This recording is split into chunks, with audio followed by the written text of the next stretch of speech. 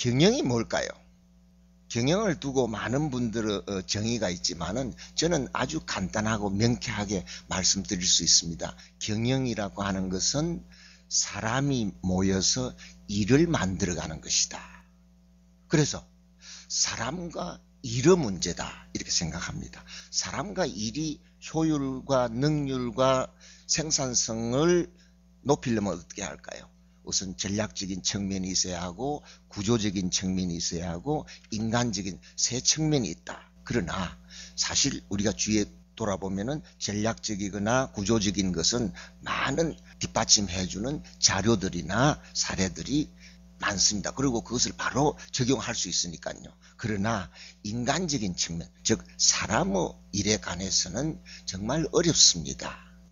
실제로 우리가 기업이라고 하는 기자를 써보면은 사람이 모였다는 뜻입니다. 사람인 밑에 머무를 지자, 사람이 모여서 일을 하는 것이다.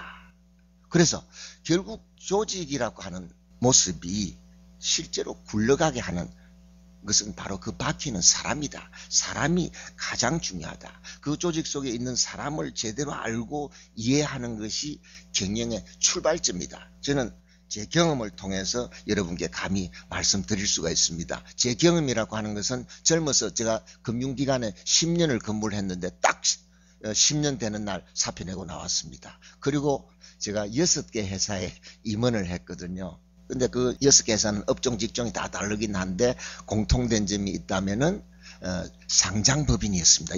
6개 다. 그리고 그 6개 중에서 3개 회사는 제가 대표이사를 맡아서 일을 했습니다. 그래서 오늘 제가 말씀드리는 것은 그런 경험을 바탕으로 말씀드리는 거니까 신뢰성 면에서는 대단히 높다. 그렇게 좀 잘 접어 봐주시면 좋을 것 같고요. 그래서 실제 사람에 관한 이야기를 좀 해보면 어떻습니까? 제 경험으로 1990년대 글로벌리제이션 그래가지고 세계화 그래서 저는 다행하게도 전 세계 5개 나라에 8개 법인을 설립을 해서 경영을 한 그런 실적을 갖고 있습니다. 저 영국의 노던 아일랜드, 폴란드, 멕시코, 베트남, 중국 이런 나라들입니다. 그런데 그 후에 제가 잘 정리를 해보니까 우리 한국 사람들은 그분들과는 또 다른 특이한 좋은 특성을 가지고 있다. 그 특성 중에 손꼽을 수 있는 첫째는 뭘까요? 정말 정이 많다는 겁니다. 설 추석 명절이라고 그래서 길이라고 하는 딱 길 다 메꾸는 나라는 대한민국에는 없지 않습니까? 왜 그렇겠습니까? 바로 일가 친척 부모 형제를 만나 뵙고 따뜻한 정을 나누고자 하는 강한 욕구를 가졌기 때문에 또 돌아가신 조상님네 벌초 간다고 또 한식날 길 다 메꾸는 나라도 전 세계 200개가 넘는 나라 중에서 우리나라밖에 없습니다. 그렇게 정을 베풀고자 한다.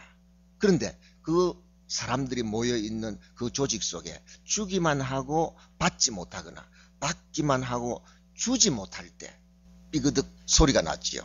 바로 사람에 관해서 특히 많은 정을 가진 사람에게 우리는 어떻게 해야 할까? 또 어떻습니까? 제가 중국에 가서 경영을 해보니까 중국 사람들은 서두르지도 않고 화를 안 냅니다. 항상 하는 이야기가 있습니다. 당신도 잘 되고 나도 잘 되고 소위 말하자면 너 살고 나 살고 하는 강한 그런 방향성을 갖고 있습니다. 비즈니스를 해보면 서구 사람들 특히 유태계 이스라엘 분들은 아주 특이하지요. 어떤 일에 약간 뭐 이해관계가 대립이 되면 너 죽고 나 살고 이렇게 나옵니다. 그래서 요즘 중동이 늘 시끄러운 것도 헤즈볼라 죽어야 되고 뭐 팔레스타인 죽어야 되고 우리는 살아야 되고 막 갈게 되니까 항상 시끄럽죠. 너 죽고 나 살고. 근데 우리 한국 어떻습니까? 조금만 열받아도 너 죽고 나 죽고입니다. 죽기 아니면 살기죠. 대단한 기를 가지고 있다. 이 기라는 것이 뭐냐? 내가 기에 관해서 공부를 해보니까 자신의 일과 신념에 확신을 갖게 되면 삶과 죽음을 구분하지 않고 두려움 없는 그런 모습을 갖는 힘입니다. 또 그뿐입니까? 신명이 나면 물불을 가리지 않습니다. 바로 그런 기를 가지고 있다. 이 기를 어떻게 살릴 거냐? 그러니까 따뜻한 정을 어떻게 주고받을 거냐? 그리고 어떻게 그 활기를 스스로 발휘하게 할 거냐? 그리고 따뜻한 마음의 안정감을 줄 거냐. 뭐 이런 것들이 그 조직 속에 있는 사람들에게 그 조직뿐만 아니라 스스로에게 가장 크게 기여할 수 있는 요소더라. 요즘 모바일이 있으니까 어떻습니까? 저도 뭐 손가락 하나 가지고 꼭꼭꼭꼭 눌러서 문자 메시지를 많이 보내기도 합니다. 또 이 키보드를 눌려봅니다. 정말 그때마다 느끼는 것이 정말 우리 한글 멋있다. 정말 과학적이다. 정말 독창적이다. 이렇게 여겨집니다. 만약에 이게 아랍어나 아니면 일본어나 중국어 같으면 정말 이 손가락 하나 가지고 까딱까딱 해서 메시지, 문자 메시지 보낼 수 있겠습니까? 정말 이런 독창적인 문자를 가지고 있는 우리 민족은 창의력이 대단하다는 겁니다. 지혜롭다는 거죠. 바로 이런 분들의 특성 몇 가지를 들었습니다만 고려해서 그들이 스스로 자발적으로 열정을 쏟아부을 수 있는 그런 분위기를 만드는 것이 가장 어떻습니다. 저는 많은 조직을 경영을 하면서 제가 잘난 것도 하나도 없습니다. 그분들이 그렇게 가지고 있는 힘을, 잠재 능력을 발휘하도록 만들기도 하고 기회 부여하기도 하고 그분들 스스로가 함께하게 하는 그런 기회가 잘 주어졌다. 또 어떻습니까? 공자가 뭐 이런 이야기를 한 구절이 있죠. 원래 이 강의에는 또 공자 말씀 한마디 좀 해야 또 명강의가 된다 그랬습니다. 그런 게 아니고 지자 요수요 인자 요산이라고 되어 있지 않습니까? 지자, 알지자입니다. 지자는 물을 좋아하고 그 물을 좋아하는 사람들은 이 지자들은 항상 막 다니기를 좋아하지요. 흘러 다니기를 좋아하고 그리고 항상 물은 위에서 아래로 흐르니까 항상 질서를 중시하는 막 그런 모습일 겁니다. 또 지혜로우니까 어떻습니까? 꾀스럽게 해야 할 일을 다 기록을 해서 그대로 하는 막 그런 분들이죠. 내가 보기에는 이런 그 지자의 대표적인 민족이나 사람들이 많은 데는 아마 일본일 겁니다. 일본 사람들은 우리 과거 20세기 때 우리가 산업화 과정에서 와서 많은 컨설팅 해주고 갔습니다. 단 사흘을 있다 가더라도 그분들이 돌아가고 나면 책상 위에 매뉴얼을 그래 이렇게 쏴주고 갑니다. 현장에 가면 발 딛고 서야 할 곳을 막 그림으로 다 그려주고 딱 거기 서서 알아 뭐 이렇게 막 적어줍니다. 뭐 이런 분들이죠. 실제로 이런 분들은 과거 산업화 과정에서는 아주 잘 됐지만 이제 이 지식 사회에서 더욱이 정보화 사회에서는 그 힘을 발휘 못하지요. 그래서 일본은 잃어버린 10년을 경험하게 됩니다. 이런 거죠. 일본 기차역 플랫폼에 사람이 하나 떨어졌다. 바로 자기 이웃이고 자기 나라 사람인데 아무도 그게 안 뛰어내립니다. 왜? 기록이 돼 있거든요. 위험한 곳에 뛰어들지 말라. 기록대로 하는 거니까. 누가 뛰어내립니까? 우리 한국 사람이 내립니다. 한국 사람은 인자 그룹입니다. 어질 인자. 인자는 어떠냐? 요수, 산이라. 산을 좋아한다. 항상 위를 보고 가고 그리고 규정되거나 제약되는 것을 싫어합니다. 자기 판단에 의해서 자기가 옳다고 생각하면 소신을 가지고 그대로 행동을 하는 사람들이거든요. 그래서 한국 사람들이 뛰어드는 겁니다. 우리 아버님이 늘 그러셨어요. 옛날에 통금이 있을 때 일본 순사한테 붙잡히면 애누리가 없다.